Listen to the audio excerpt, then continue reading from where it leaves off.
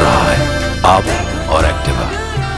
सत्ता के घमंड में मोदी सरकार जनता पर हर रोज़ महंगाई का नया बोझ लाद रही है।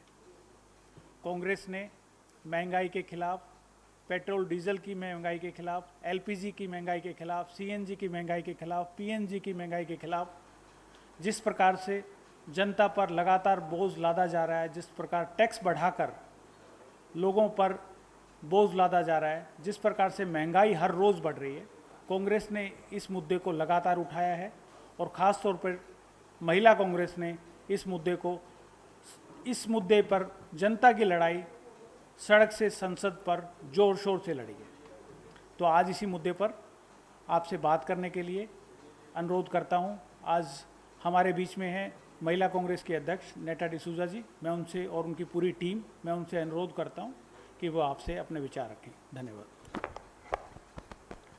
धन्यवाद विनीत जी। सबसे पहले मैं आप सभी प्रेस के भाइयों और बहनों का धन्यवाद करती हूं कि आप इतने कम समय में यहाँ पे पहुँच गए।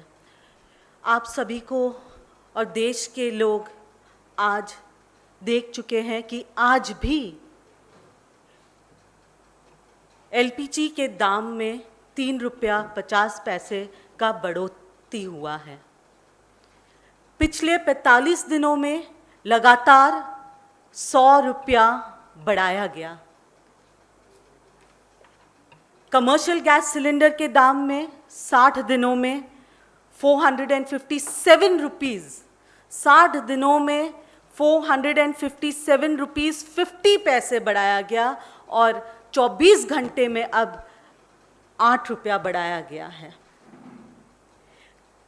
इस सरकार को आम जनता की कोई पड़ी नहीं है।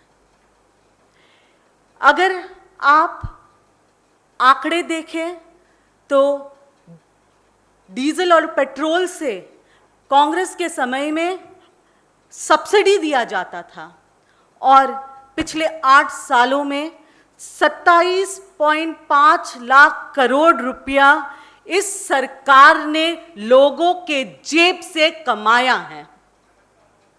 सरकार का काम होता है लोगों के हित में काम करना। जब महिलाएं गैस के बढ़ते हुए दामों से त्रस्त है तो वो अपने घर कैसे चला सकती हैं?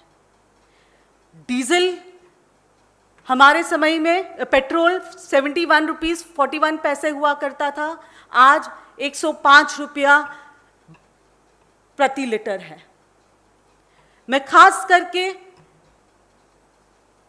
गैस सिलेंडर के दामों पे बात करूंगी क्योंकि गैस सिलेंडर के बढ़ते हुए दामों को लेकर आम गृहिणी त्रस्त है।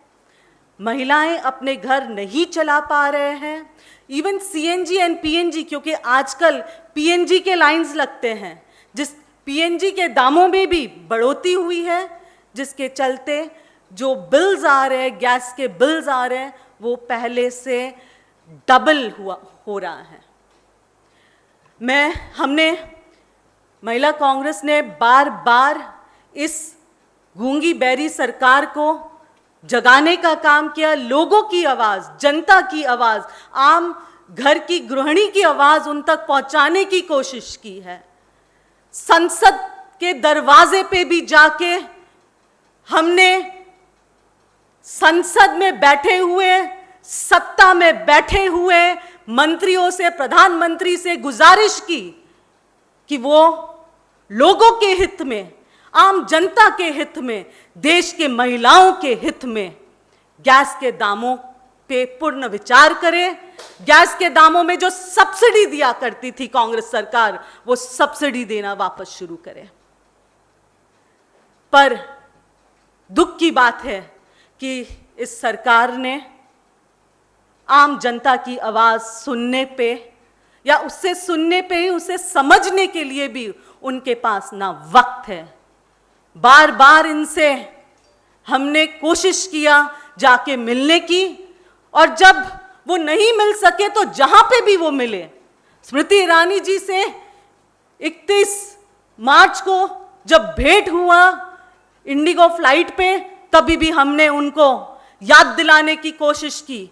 उनसे हमने सवाल किया कि गैस के दाम कब होंगे। उनको वो दिन याद दिलाए जब वो सत्ता के भूखे थे, जब कांग्रेस की सरकार थी और उनको लालच थी भाजपा को कि वो आके सत्ता में बैठे।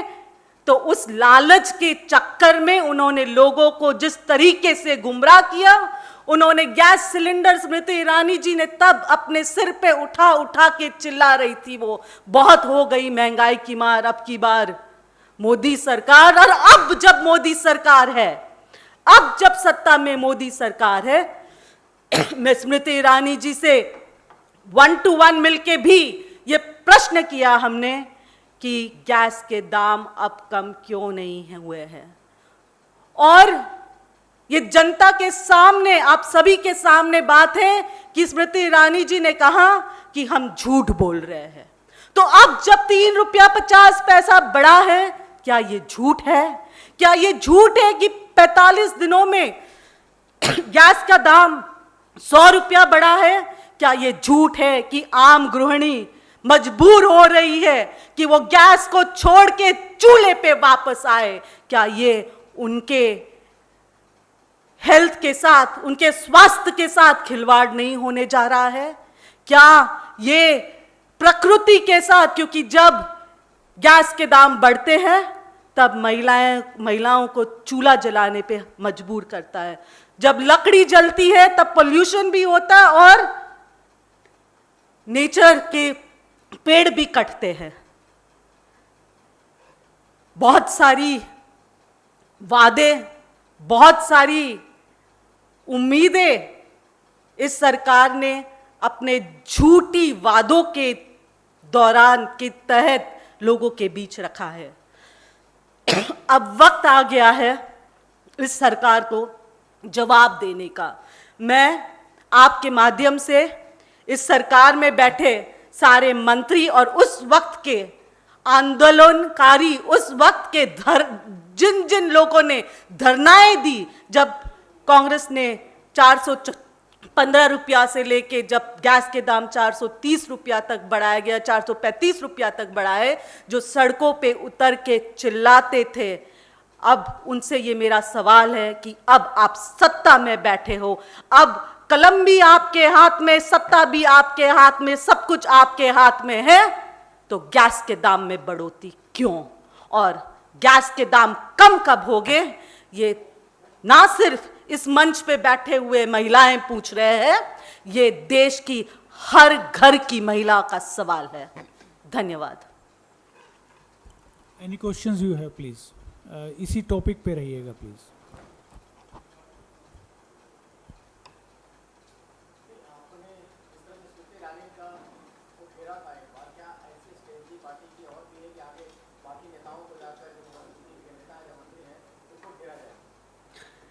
स्मृति ईरानी जी को घेरने के बाद जिस तरीके से उसने झूठ बोला, इससे जिस तरीके से उससे सवाल पूछने पे उन्होंने जवाब दिया कि ये झूठ है, तो ऐसे बेशरम मंत्रियां, ऐसे बेशरम लोग जो सरकार में बैठे हुए हैं, उनको घेरने का भी कोई फायदा नहीं है। पर हम उनको बार बार घेरेंगे, उनको मजबूर करेंगे कि वो या तो सत्ता छोड़ के जाए, या कांग्रेस ने जिस तरीके से कांग्रेस के सत्ता ने लोगों के हित के, खास करके महिलाओं के हित में गैस के दाम कम रखे थे, उसी तरीके से दोबारा गैस के दाम 435 रुपया पे लाके दे जनता को। क्या कोई देशव्यापी आंदोलन भी आप लोग करेंगे? पूरे देश में सड़कों पर उतरेंगे इस विषय पर? देखिए, कांग्रेस पार्टी तो लगातार सड़कों पे भी उतर रही है, और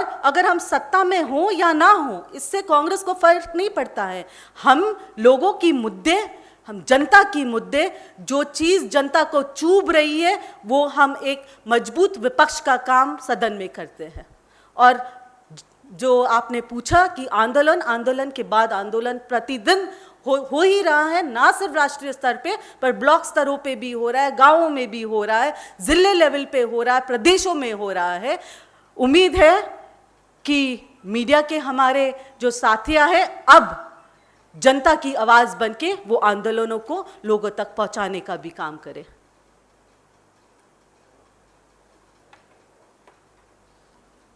thank you. Thank you very much. इसको ज़रा दिखाइएगा, ये बहुत देश से जुड़ा हुआ मामला है, सब लोगों से संबंधित है। सॉरी। Thank you.